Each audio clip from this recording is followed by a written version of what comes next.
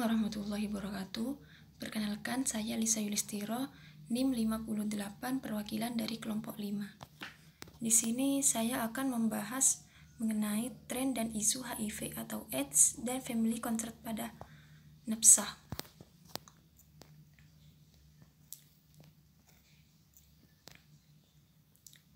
Nah, kita akan fokus hanya pada tren dan isu HIV AIDS pada nafsah. Yang pertama, peningkatan kasus baru Human Immunodeficiency Virus yang disebabkan oleh penggunaan nafsah suntik cukup besar. Penasun mendorong laju epidemi HIV di beberapa negara di dunia.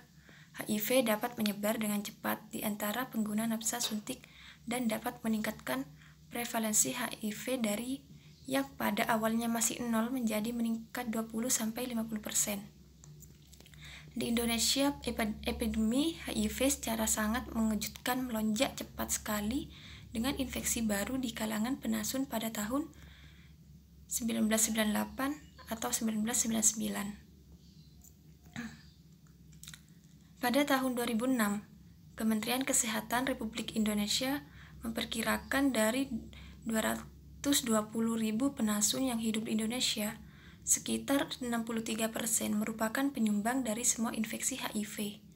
55% diantaranya terinfeksi melalui praktik penyuntikan dan 8% penularan melalui seksual oleh penasun.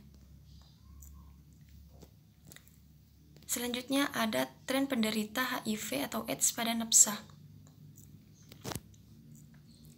Tren jumlah pengguna narkoba di kalangan pelajar dan mahasiswa meningkat setiap tahunnya.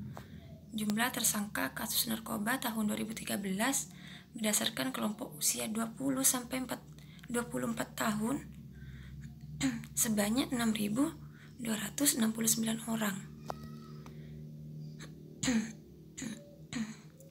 Sedangkan jumlah tersangka kasus narkoba di Jawa Tengah berdasarkan kelompok usia 20-24 tahun sebanyak 692 atau 11,17% dari data kasus tahun 2007-2011.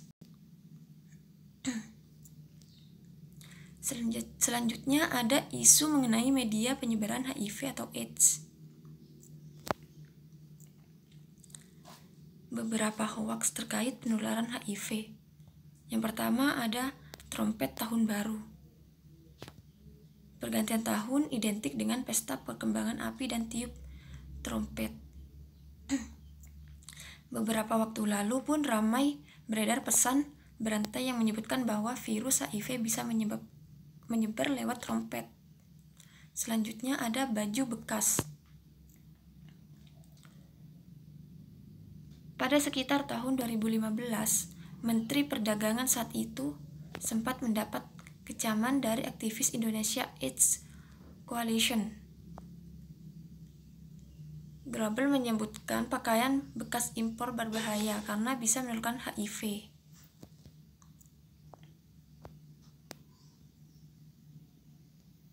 Pernyataan tersebut menyesatkan dan berbau hoaks karena HIV hanya menular melalui kontak cairan tubuh.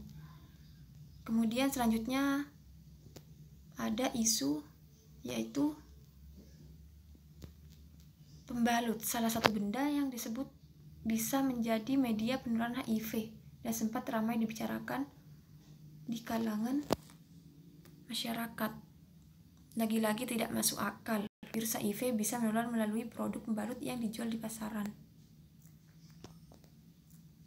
Yang terakhir ada bangku bioskop. Selain toilet umum, jarum suntik yang disebut berisi virus HIV juga pernah dipasang di bangku bioskop.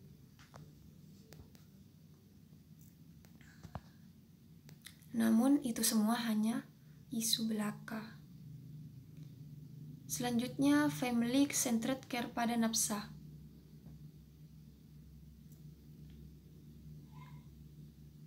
Di sini ada dampak penyalahgunaan nafsah.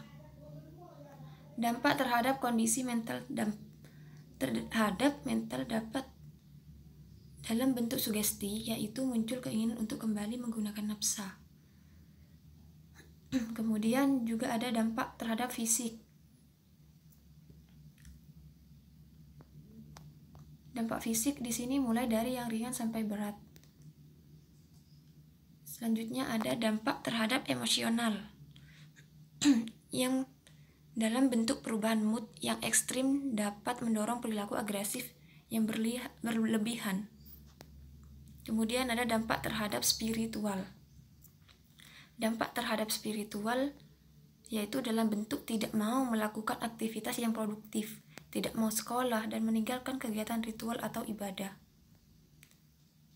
Selanjutnya ada retardasi. Penyalahgunaan nafsa menyebabkan korban tidak memiliki pola pikir dan kestabilan emosi seperti layaknya orang-orang seusianya.